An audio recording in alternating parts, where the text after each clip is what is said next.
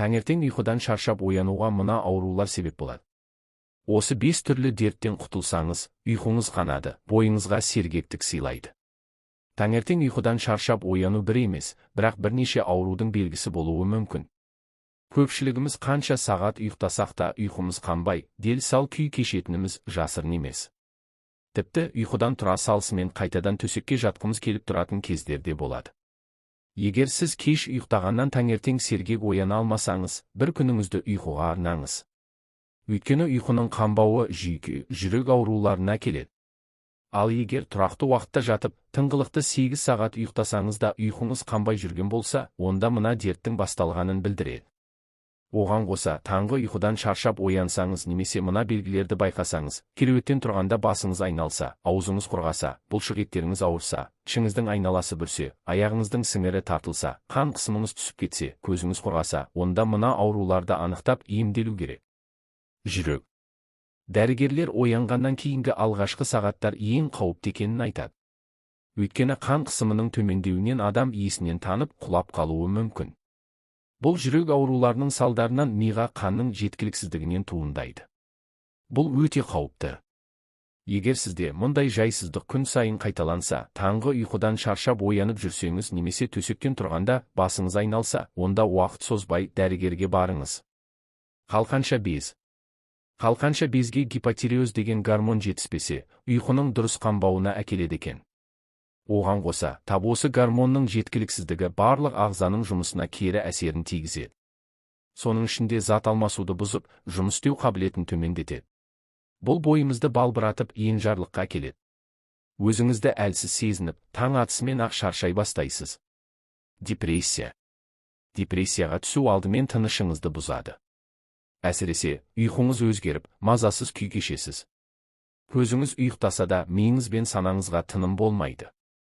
Депрессияға түскенде адамның бұлшық еті ауырады, қатты шаршайсыз, бойыңызды үрей мен қорқыныш билейді, себепсіз қайғыға салынасыз. Дұрыс тамақтанбау. Тамақтану мәзірі мен диета да ұйқының бұзылуына әкеледі. Жалпы аурудың астан екенін ескерсек, дұрыс тамақтану арқылы кез келген ауруға ем табамыз, ал бұрыс тамақпен кез келген ауруға шалдығамыз. Сондықтан да тамақтану мәзіріне ерекше көңіл бөлген жөн. Диетаны да тым ұзақ уақыт ұстауға болмайтынын ескеріңіз. Дұрыс тамақтанбау асқазанның, ішектің, мидың және жүрек соғысының бұзылуына әкеледі. Егер ағзаға натрий мен калий элементі жеткілікті түрде түспесе, онда жүрек ауруына шалдығуыңыз ғажап емес. Қаназдық. Қаназдықтың бірнеше түрі бар. Ал ұйқының қанбауына немесе ұйқыдан шаршап оянуға эритроциттер мен гемоглобиннің өз деңгейінен төмен болуы себеп болады. Бұл екі заттың аздығы денені оттегімен өз деңгейінде қамти алмайды. Салдарынан бойыңыздағы қуат жоғалады да, созылмалы шаршау белең алады.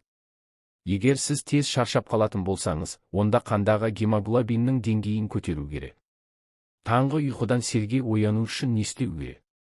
Егер сіздің ұйқыңыздың бұзылғанына 2 аптадан асса, осы 2 аптадан бері ұйқыдан шаршап, әліңіз құрып, бойыңыздан қуат кетсе, онда міндетті түрде терапевт дәрігерге тексеріліңіз. Дәрігер сізге қажетті сараптама жасатып, қандай ауруға шалдыққаныңызды анықтап береді.